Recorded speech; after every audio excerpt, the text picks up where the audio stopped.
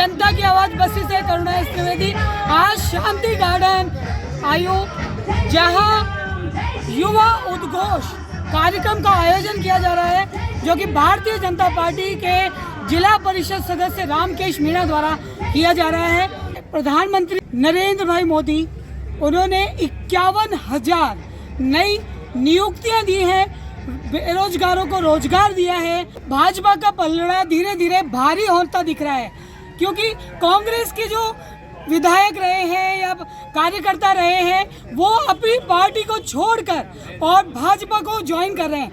ऐसी स्थिति में आइए हम चलते हैं इस कार्यक्रम की ओर और स्थानीय रिपोर्ट आपको दिखाते हैं।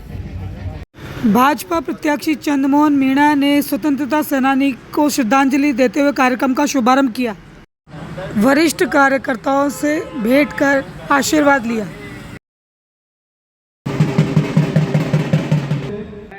श्री मनोज जी मीणा को आमंत्रित करता हूँ।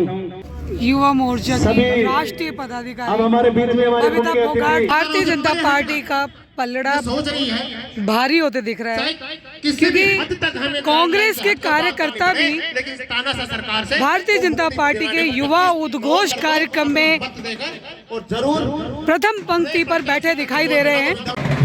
बस्ती विधानसभा नामांकन प्रक्रिया 30 अक्टूबर से चालू होने को है।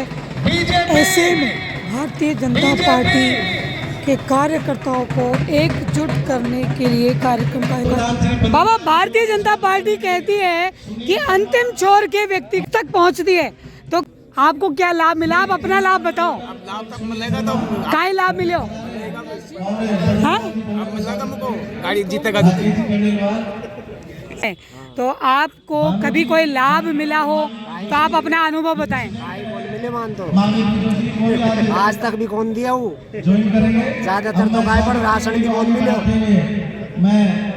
आपका नाम बताएं। नाम सुखाए नाम सुखाए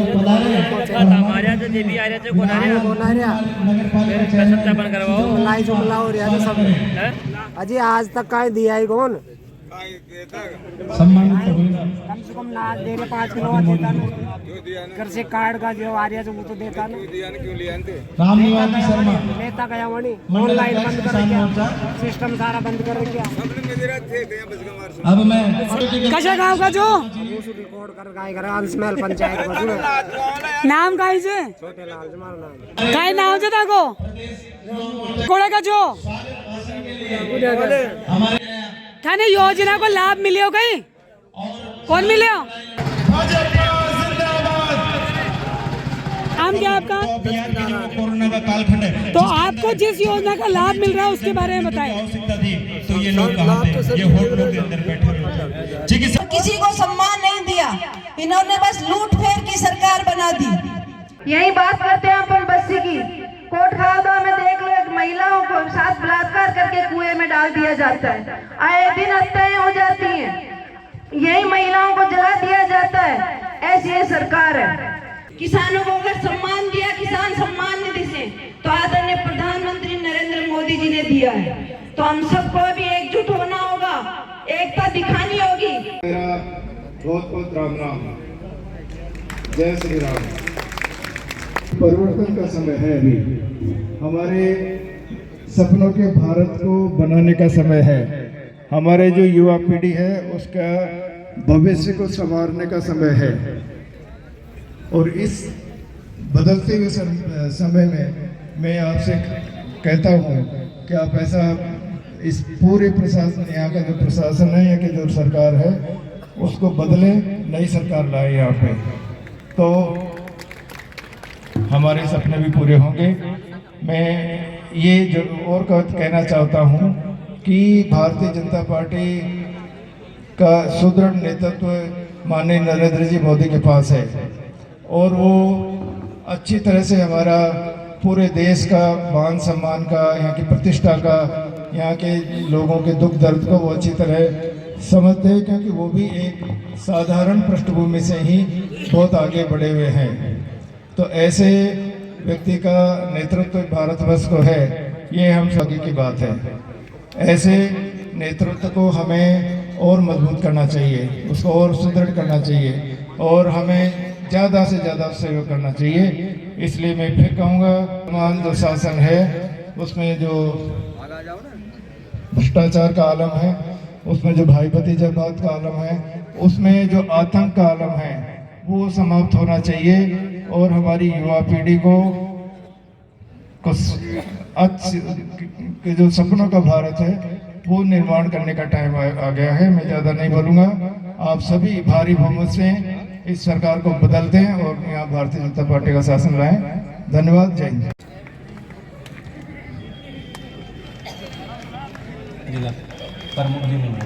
वो दिन रात एक करके उनको जिताने में लग गए। ऐसे हमारा युवा मोर्चा का भाई प्रदेश के मंत्री रामकिशन मीणा जी, रामकेश मीणा जी, मैं अपने आप को प्राउडशाली फील कर रही हूँ। आज मोर्चा की राष्ट्रीय कार्यकारिणी सदस्य हूँ और उस युवा मोर्चा की कार्यकारिणी सदस्य हूँ जिस मोर्चा के अंदर रामकेश मीणा भाई जैसे मेरे युवा भाई जो पार्टी के शीर्ष नेतृत्व के फैसले का सम्मान करते हैं और पार्टी को सींचने के लिए एक करके कंधे से कंधा मिलाकर मेहनत कर रहे हैं। मैं आप लोगों से पूछना चाहती हूँ और कुछ बताना भी चाहूंगी। कुछ दिन पहले यहाँ पे दोस्तों में मुझे पता चला था प्रियंका गांधी जी आई थी ना। बस्सी कितनी दूर है? 10 मिनट की दूरी पे। अभी दौसा से ही आ रही हूँ। दौसा से अगला बस्सी ही विधानसभा है। पता चला है कि बस्सी के अंदर 3-4 बहनों को दुष्कर्म करके उनको जला दिया गया है।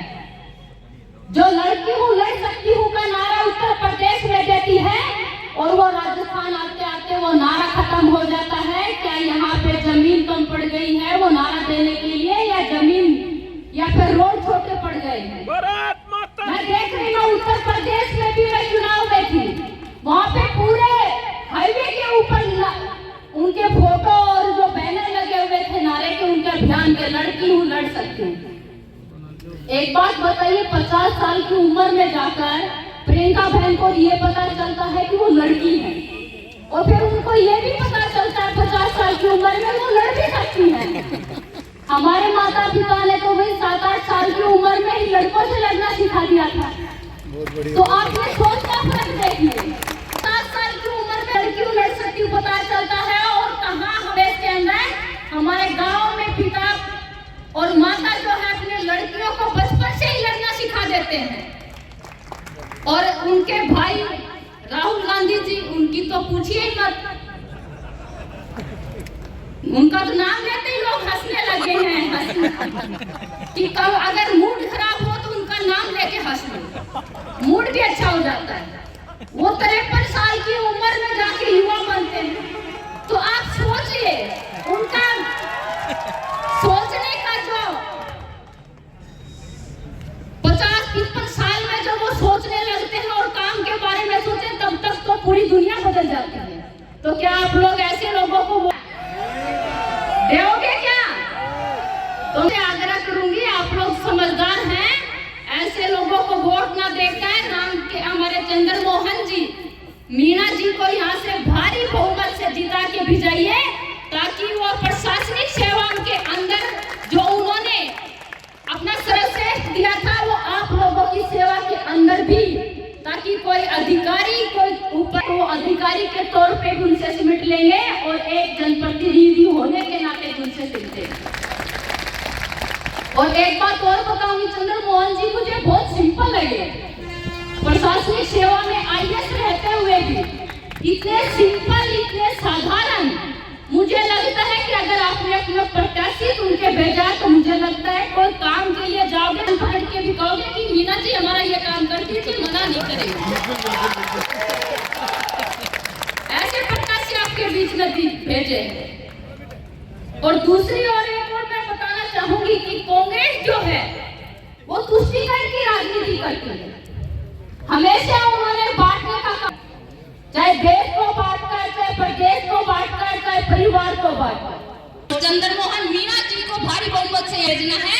इन्हीं शब्दों के साथ आपके खेल की सुविधाओं के बारे में जो आपने बताया, और कुछ तो मैं नहीं कहूंगी, लेकिन अगर आपने अपना विधायक यहाँ से बुला के भेज दिया और हमारी भारतीय जनता पार्टी की सरकार बनेगी तो सबसे पहला काम बस्सी में अगर वो खेल और खिलाड़ियों की सुविधाओं के लिए।